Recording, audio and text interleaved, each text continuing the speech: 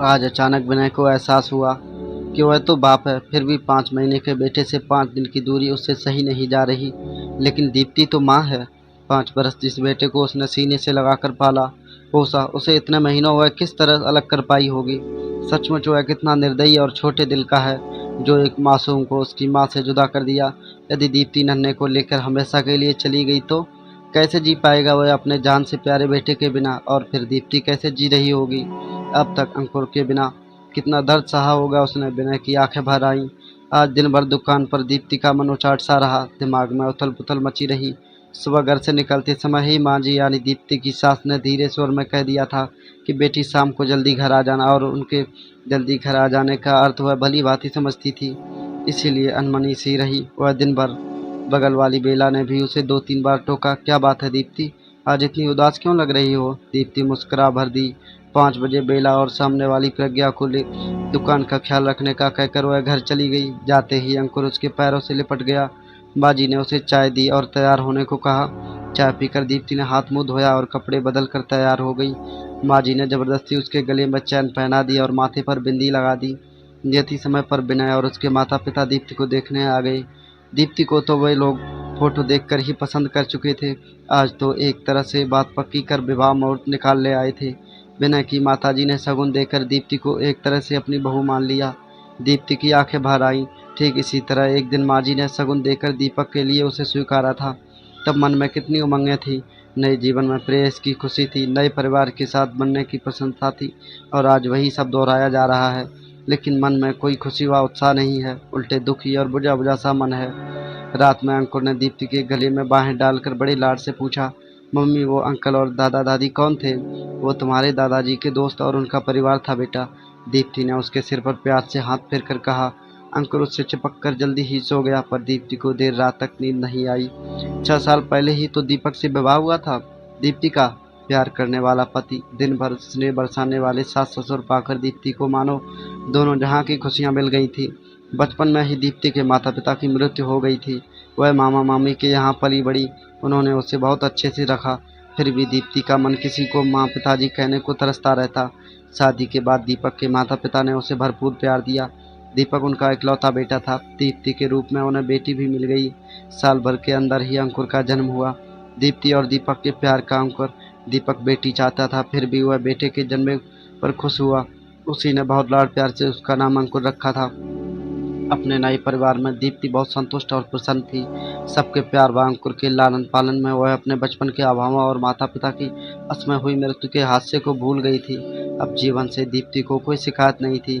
हर तरह से सुख समृद्ध और संतुष्ट थी वह। लेकिन क्रूर होने को दीप्ति का आया सुख रास नहीं आया। मामूली से बुखार में एक दवाई के रिएक्शन से दीपक की हालत ऐसी बिगड़ी कि मात्र 3 दिनों में ही वह चल बसा। दीप्ति का मस्तिष्क शून्य हो गया। 4 दिन पहले का हंसता खिलखिलाता दीपक यूं अचानक ही चला गया कि आज दुनिया में कहीं उनका नामो निशान तक बाकी नहीं रहा। दीप्ति की दुनिया उजड़ गई। नन्हे अंकुर का रोना भी उसके सुनाई नहीं देता था। मात्र 2.5 साल का ही तो था, और वह उसके सिर से पिता का साया उठ गया। दीपक के माता पिता ने अपने दिल पर पत्थर रखकर इस हादसे से बर्दाश्त किया, और अंकुर व दीप्ति को संभालने में अपना गम भुलाने लगे। महीनों बाद दीप्ति ने थोड़ी संभली और अंकुर की देखभाल में अपना समय काटने लगी। उनके घर के पास ही एक छोटा बाजार था, जहाँ ऊपर वाली मंजिल पर महिला मार्केट था। वहाँ बहुत सारी गृहिणियाँ अपने व्यवसाय चलाती थीं। कोई पार्लर, बुटीक, तो कोई सिलाई, पेंटिंग क्लास। घरेलू काम से निवृत्त होकर औरतें अपनी अपनी दुकानों पर आ जाती। सब सहेलियाँ बैठी रहती, आपस में सुख दुख भी बांट लेती, और कुछ रचनात्मक काम भी हो जाता। दीप्ति के ससुर ने भी उसे वहाँ एक दुकान दिलवा दी। दीप्ति नियत से अंकुर को स्कूल भेजकर दुकान पर आ जाती। दिन भर ग्राहकों में और आसपास की औरतों से बातें करने में बीत जाता। बेला और प्रज्ञा से तो उनकी अच्छी घनिष्ठता हो गई थी। अब वह फिर से सामान्य होने लगी थी, लेकिन माँ और पिताजी को उसके भविष्य की चिंता सताने लगी। वे उनके पुनर्विवाह के लिए लड़का ढूंढने लगे। उसकी चिंता भी स्वाभाविक ही थी, क्योंकि वह मात्र 26 साल की ही तो थी। अभी पहाड़ से जिंदगी वह अकेले कैसे काटती। दीप्ति दोबारा विवाह करने के लिए बिल्कुल तैयार नहीं थी, पर सास ससुर के तर्क और याचना के आगे उसे झुकना पड़ा। 2-4 जगह खोज खबर के बाद उन्हें विनय और उसका परिवार बहुत अच्छा लगा। सारी बातें तय हो गईं, विवाह की तिथि पक्की हो गई। तब एक दिन माँ ने बताया कि विनय अंकुर को अपनाने को तैयार नहीं है। दीप्ति पर तो मानो वज्रपात ही हो गया। उस मासूम से तो पिता का प्यार ही छिन गया लिया, किस्मत ने अब माँ भी छिन जाएगी। माँ मैं यह विवाह नहीं करूँगी, मैं अंकुर से अलग नहीं रह सकती। विनय से कहिए अगर मुझसे विवाह करना है तो मेरे अंकुर को भी अपनाना पड़ेगा, वरना इस रिश्ते में कोई मुझे दिलचस्पी नहीं है।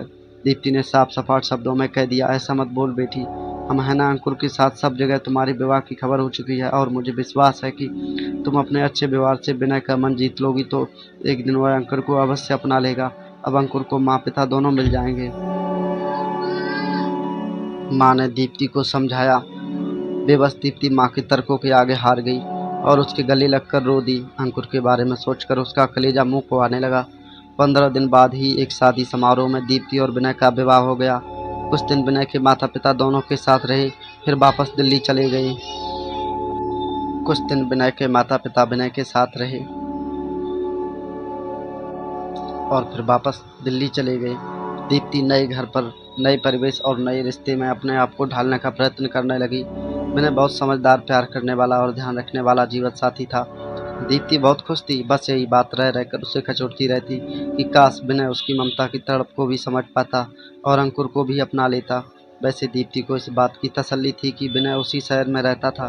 उसके ऑफिस जाते ही घर के काम करके वो अपनी दुकान पर चली जाती। अंकुर को भी पिताजी दीप्ति के पास छोड़ जाते। दोपहर भर दीप्ति अंकुर के साथ समय बिता लेती, उससे लाड़ प्यार कर लेती, लेकिन शाम को जब वह वापस घर आने लगती तब अंकुर रुआसा होकर उसका पल्लू पकड़ लेता।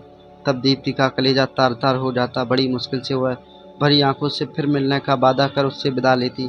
रात भर अंकुर का रोता चेहरा उसके सामने घूमता रहता और वो सो नहीं पाती।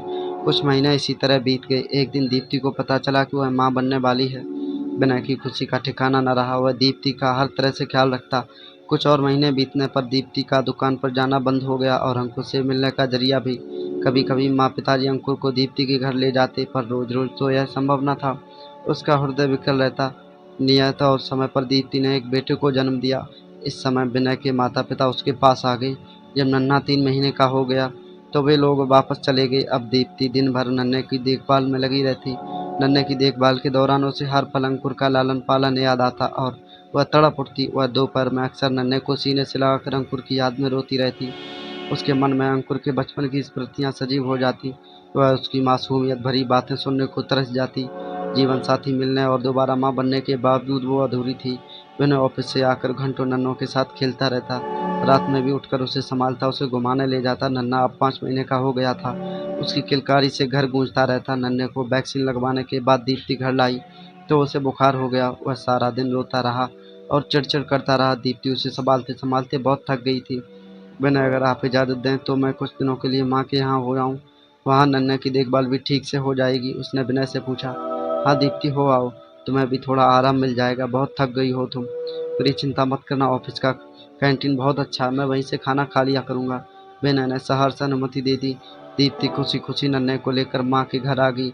नन्हे को सारा दिन माँ पिताजी संभाल लेते। दीप्ति पूरा समय अंकुर की देखभाल में बिताती, उसे नहलाना धुलाना खाना खिलाना सब वह करती। महीने बाद अंकुर रात भर उससे लिपट कर सोया।